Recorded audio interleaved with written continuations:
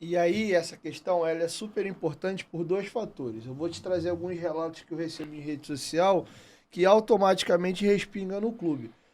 O Vasco vem em momentos desgraçados, o termo é esse, não tem outro termo para usar, é desgraça mesmo que vem acontecendo no Vasco nos últimos anos.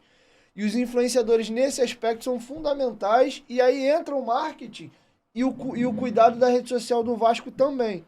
Cara, se o futebol não entrega, alguma coisa tem que segurar esse torcedor aquecido com o clube. É isso. E o que ajudou muito nesses últimos anos foi esse surgimento dos influenciadores. E é geral, tá? Não tô falando do Sim, Vasco, não. sim, É do concordo. Flamengo, do Fluminense, do Botafogo.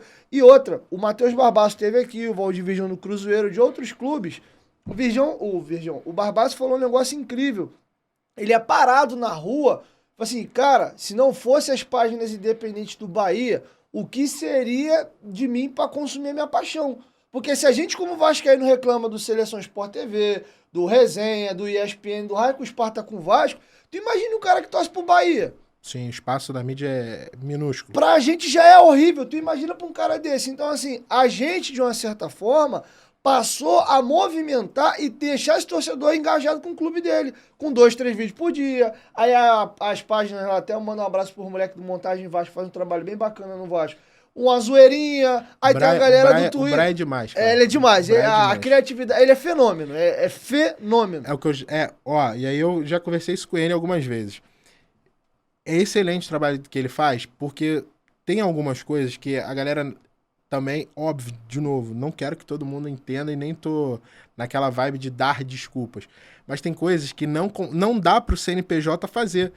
Vou dar um exemplo. Pô, cara, se você pegar, sei lá, um cartaz de filme, dependendo da distribuidora, irmão, e eu fizer uma montagem em cima daquele cartaz, vai bater o processinho. Já é igual o Ítalo Senna fala, vai chegar o processinho.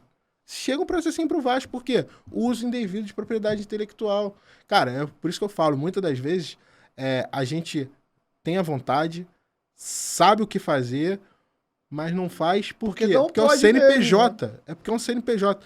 E aí, quando a gente tem essa fuga ali pelos influenciadores, é o melhor dos mundos. E essa questão que você falou sobre o surgimento dos influenciadores, é o que eu falei. Tipo, quando eu chego à comunidade do Vasco, era uma. Hoje, a comunidade do Vasco, acho que, pô, se cresceu em 3, 4, 5 vezes, não é exagero nenhum.